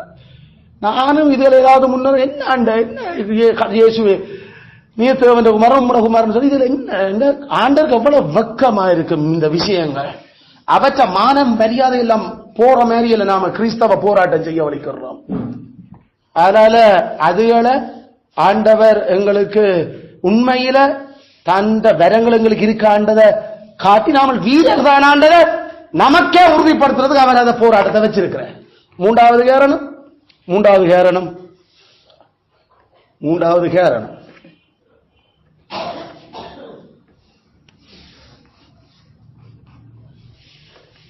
இந்த உலகத்தில இருந்து எங்களுடைய விருப்பங்களை முறிக்கிறதுக்கு அவர் போராட்டத்தை நியமிச்சிருக்கிறார். இந்த உலகத்தில இருந்து எங்களோட விருப்பங்களை முறிக்கிறதுக்கு அவர் போராட்டத்தை நியமிச்சிருக்கிறார். உலகம் எங்களுக்கு சரியான அமைதியும் ஒரு பிரச்சனையும் தராத ஒரு இடமா இருந்திருந்தா நாங்கள் அந்த முட்டாள் ஐஸ்வர்யவான் மாதிரி என் ஆத்மாவே உனக்காக எல்லாம் செய்து இருக்குது, நீ சந்தோஷமா வாழணும் இந்த உலகத்துல என்றுதான் சொல்லுவோம் அல்ல. அல்லது நாங்கள் பேதுரு ஆக்கள் மாதிரி ஆண்டவரே நாங்கள் இங்கே இருப்பது நல்லது என்று நாமல் யோசிச்சிருவோம். ஆனா உலகம் படுமோசமான ஒரு இடம், உலகம் எங்களுக்கு பிரச்சனைக்குரிய இடம், உலகம் எப்பையும் எங்களுக்கு எதிர்ப்பான ஒரு இடம், உலகம் எப்பையும் எங்களை நிந்திக்கிற இடம், உலகம் எப்பையும் எங்களை தூற்றுற இடம். அதனால நாம நம்பினா நமக்கு நல்லா தெரிஞ்சாக்களே முன்னாலே ஒன்று பின்னாலே ஒன்று போய் கதைக்கிற இடம் என்றது எங்களுக்கு தெரிய தெரிய தெரிய நாம இந்த உலகத்தில் கொண்டிருக்கிற ஆசைகளை முறிக்கிறார் கேட்ட முறிக்கிறார். அதனால அப்ப நம்மளோட நல்லா கட்சியோட பின்னுக்கு போய் நான் அப்படி கழிச்ச சொல்லிட்டு போயிருக்கானா நமக்கு ஆக்கள் எல்லாம் இப்படி யோசிக்க யோசிக்க இந்த உலகத்துல நாம கனகாலம் வாழ தேவையில்லை. இந்த உலகம் ஒரு பொல்லாத இடம் என்றதை மட்டும் நாம நல்லா விளங்கிக் கொள்ள தொடங்குறோம். ஏண்டா கர்த்தரே சொன்னார் இந்த உலகத்துல எனக்கு ஒன்றும் இல்லை பேசிக்கா. உலகமும் அதனுடைய சகல விலையும் நாங்கள் விலகி இருக்கிறோம். உலகம் எங்களை கொள்ள கொண்டு போக நாங்கள் விடையில. ஏன்னா எங்களுக்கு இந்த உலகம் அது அது ஏற்ற இடம் இல்லை. அதனால்தான் விசுவாச வீரர் பட்டியல்ல அவர்கள் இந்த உலகம் அவர்களுக்கு ஏற்ற இடம் இல்லை என்று சொல்லி அவர்கள் இந்த உலகத்தை மறுதளித்து பரதேசிகளாக வாழ்ந்தார்கள். அகதேசிகளும் பரதேசிகளுமா பரதேசம் போறையாக்கள் இதான் தேசம் இதை கட்டி பிடிச்சு கொண்டு இந்த உலகத்துக்கு அவாழுவோம். இந்த உலகம் நெருப்புக்காக வைக்கப்பட்டிருக்கு, அழிவுக்கு கடல் வச்சுக்க. அதனால இந்த உலகம் அது மட்டும் இல்ல, இந்த நாமல் சமாதானமா சந்தோஷமா வாழறதுக்கு விடாத உலகம் அல்ல. கர்த்தருக்கும் அவர் படைச்சவருக்கும் ஏற்ற விதத்தில் வாழுவோம் என்றால் ஒவ்வொரு நொட்டக்கதை, ஒவ்வொரு பிரச்சனை, ஒவ்வொரு முட்டையில மயிர் விழுங்குற மாதிரி எங்களையே நோண்டி பார்த்து கொண்டு ஒரு சின்ன பிரச்சனையை பெருசாக்கி கதைக்கிறது இதெல்லாம் நடக்குது. நாம கதைக்கிறத தப்பா புரிஞ்சு கொண்டு இப்படி இப்படி எல்லாம் கணக்கு போட்டு சேர்க்கிற உலகம் பாட்டு பயங்கரமான. அப்படிப்பட்ட அந்த உலகத்துல நாங்கள் ஆசை வச்சிடக்கூடாது, அதை முறிக்கோணும்ன்றதுக்காக கடவுள் உலகத்தில இருந்து எங்களுக்கு போராட்டத்தை கொண்டு வந்து கொண்டிருக்கிறார். உலகம் என்று நாம சொல்றது மனுஷரைத்தான் பேசிக்கா. மனுஷரும் அவர்களுடைய படிப்புகளும் அதிகாரங்களை மத்தேயு 17:4, லூக்கா 12:19. நாமல் இலகுவா வாழ்ந்துடுறது மாதிரி யோசிச்சிடக்கூடாது. நாம ஈஸியா வாழலாம் உலகத்தில்.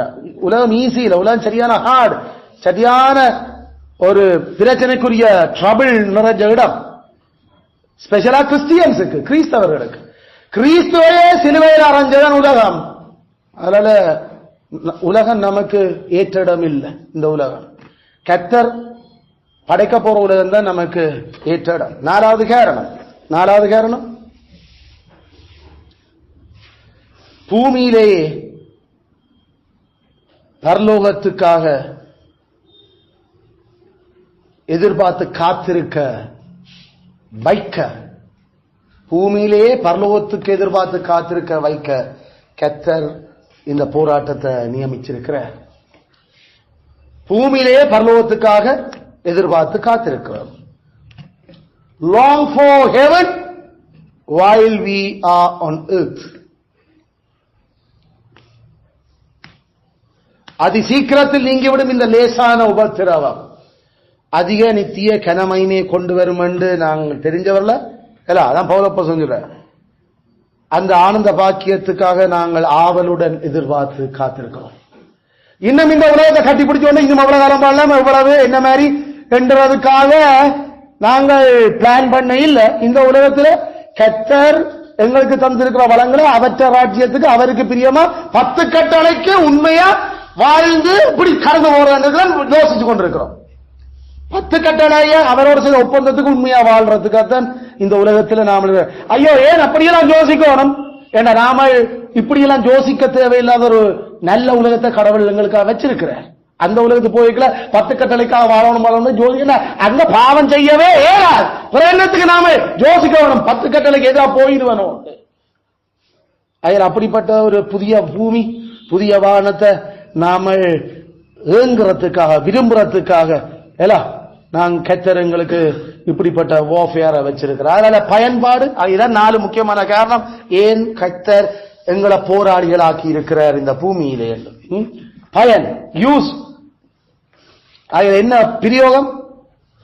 பி லைக் சோல்ஜர்ஸ், போராளிகளாய் இருப்போமாக, போராளிகளாய் இருப்போமாக, போராளிகளாய் இருப்போமாக. 2 தீமோத்தேயு 2:3 2 தீமோத்தேயு 2:3 போராளிகளா இருப்போம் என்று சொல்லிக்கல அதனுடைய அர்த்தம் என்ன? கொஞ்ச தூக்கம், அளவான சாப்பாடு, சௌகரியங்களை அளவா பயன்படுத்துறது, மிதமா பயன்படுத்துதல்,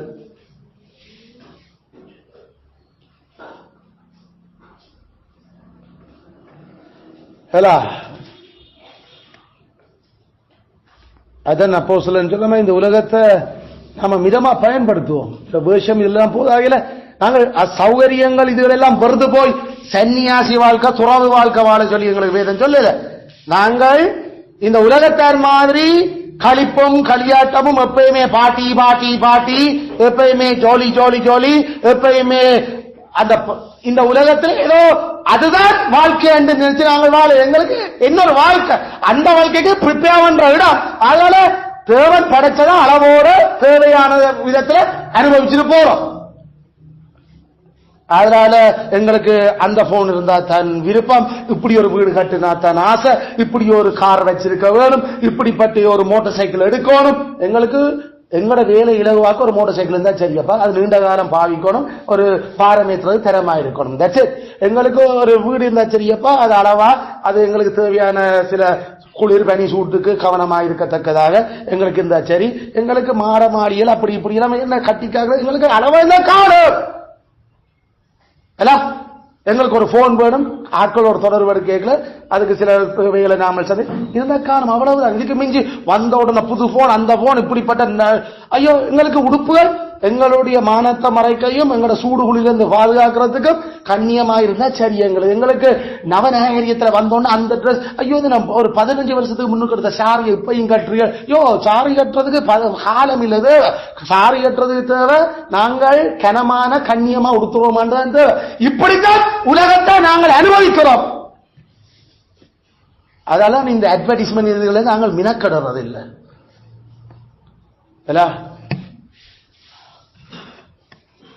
அதனால்தான் இந்த ஸ்போர்ட்ஸ்கள் இதுகளை எல்லாத்தையும் நாங்கள் தள்ளி வச்சிருக்கிறோம்.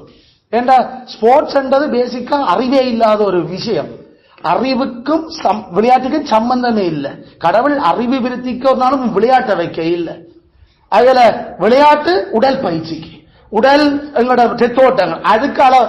ஆனா இப்ப யார் இந்த உலகத்துல பெரிய முக்கியமான ஆட்கள்?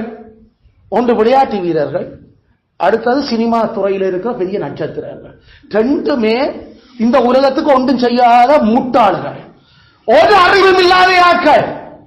ஆனா உலகம் தூக்கி கொண்டாடி கொண்டிருக்குது. 2 பக்கமும் ஒன்று அவருக்கு இவ்வளவு கோடி, இவருக்கு அவ்வளவு கோடி, அவர் இந்த இப்படி படித்தார் அப்படி படித்தார், இது செய்தார் இது செய்தார். ஐயோ ஒரு பெரிய இசையமைச்சு இந்த உலகத்துக்கு என்ன பிரயோசனம், என்ன கண்டுபிடிச்சேன் இந்த உலகத்துல மனுஷன் நல்லா வாழ்றதுக்கு?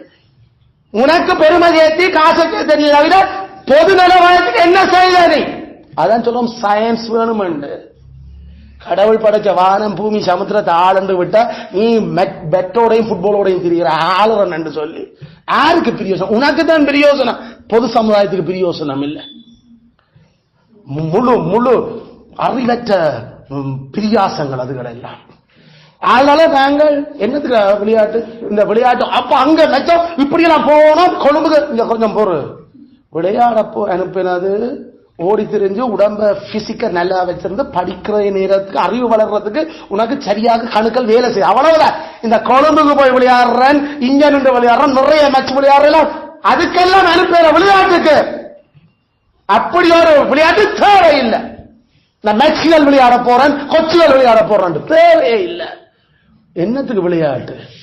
உன் எலும்புகள் கணுக்கள் நரம்புகள் பெரு இல்ல ஆக்களுக்கு விட்டு கொடுக்குற போதா. நீ வீட்டுல உங்க தம்பிக்கு விட்டு கொடு, 10 கட்டளை சொல்ற மாதிரி விட்டு கொடுக்கான். அந்த விளையாட்டுல விட்டு கொடுக்க போறேன், நீ இங்கவே விட்டு கொடுக்குற உனக்கு ஒரு விளையாட்டு இல்ல. வெற்றியையும் தோல்வியையும் சமனாக கருத கோதார் இதங்கடா பைபிள்ல இருக்குது. ஒன்று வெற்றி அல்லது தோல்வி, ரெண்டு சமனே இல்லை. அப்ப இந்த முறை நீ வந்துடா, அப்ப நான் சமனாத்தான் எடுத்துருவேன் போ. இது என்ன லூசுத்தனம்? வெற்றியும் தோல்வியையும் சமனாக ஏற்கும் மனப்பான்மையை வளர்த்தல் விளையாட்டு, இதெல்லாம் பைபிள். எப்படிப்பட்ட ஒரு லூசுத்தனமான படிப்பித்தல்கள் விளையாட்டுல. அதுதான் ஓடுனா பந்தய புள்ள வெற்றி வர்றவனும் ஓடுறவன் எல்லாரும் வெல்ற. அது என்ன விளையாட்டு? வெற்றி தோல்வியை சமனாக ஏற்றுக்கொள்ளும் மனவ இல்ல. வெல்ல வேணும், வெல்றதான் ஓடுற. வெல்றதுக்கு ஓடி கிட்டவா தோத்து போனா தோத்துற மிஸ் பண்ணிட்டு இந்த முறை அடுத்த முறை நான் பார்ப்போம். அதை விட்டு போட்டு இல்ல இல்ல வெற்றியும் தோல்வியும் சமனா நான் ஏற்றுக்கொண்டிருந்தேன். அப்புறம் என்னதுக்கு ஓடி நீ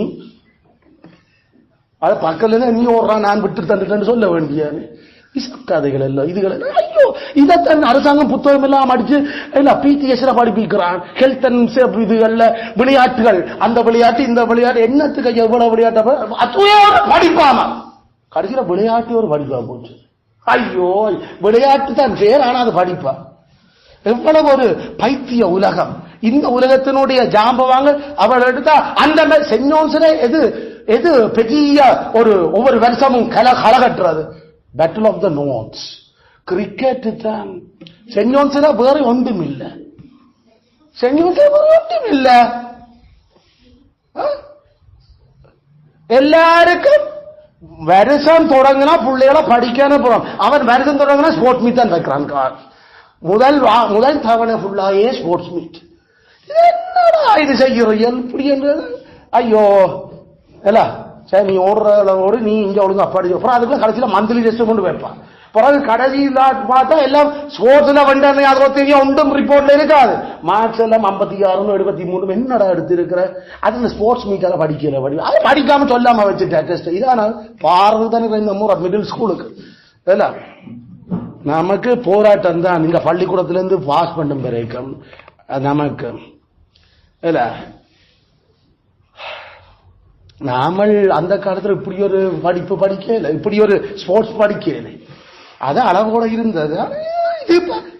அதுல அளவா மிதமா அனுபவிக்க வேண்டும். நாமல் போராளிகள். அதனால அந்த போராட்டத்துல கண்ணை வச்சு கொண்டுதான் மிச்ச விஷயங்களை நாங்கள் அடக்கிறோம்.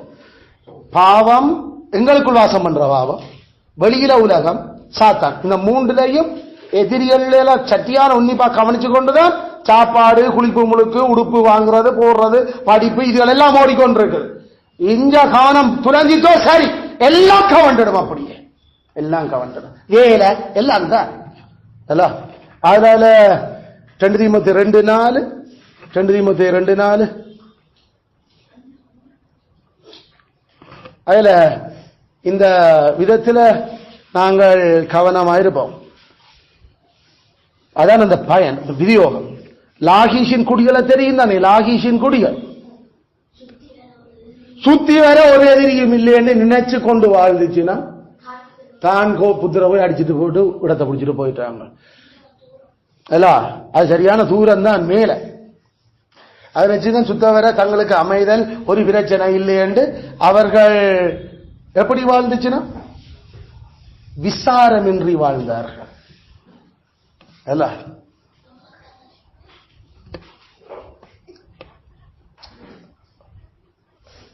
கவலை இல்லாம வாழ்ந்தோம். நமக்கு நாளந்தான் கவலை என்றா எங்கேடா நமக்குள்ளே பாவம் வழி வந்துருமோ வெளிக்கிட்டுருமோ வேதாளம் கிளம்பின மாதிரி ஐயோ பேச போறேன் கதைக்க போறேன் இல்ல நியாயாதிபதிகள் தான் அந்த வசனம். நியாயாதிபதிகள் 18:10, நியாயாதிபதிகள் 18:10 17 18:10, 17 நிர்விசாரமല്ലോ.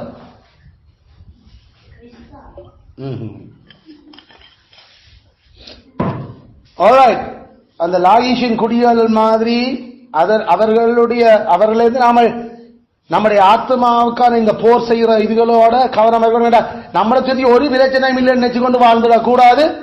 தட்டும் குடும்பம் இருந்தா போல பிரச்சனைகளை 3 பக்கத்தாலையும் எழுப்ப முடியும். கத்தர் அத லாயிஷின் மக்கள் எப்பவும் நம்முடைய ஞாபகத்துக்கு இருக்கட்டும். நாங்கள் கவனமா எப்பயுமே உன்னிப்பா ஜாக்கிரதையா வாழுவோம். உன்னிப்பா கவனி, தைரியமா போராடு, ஆண்மையோட நெல். நமக்கு பிரச்சனை இல்லை என்று நினைச்சு கொண்டிருக்கீங்களா, பிரச்சனை பொட்டு கொண்டு தொடங்கும். கத்தர் அதைத்தான் அனுமதிக்கிறார், அப்படித்தான் அனுமதிக்கிறார். ஆயால கத்தராமை கிருபையா எங்களுக்கு இருந்து நாங்கள் போராளிகளாக தொடர்ந்தும் விதைக்கப்படும் வரை வாழ பலப்படுத்துவாராக. ஆமென், ஆமென். இறுதி பாடலுக்கு நாங்கள் எழுந்திருப்போம்.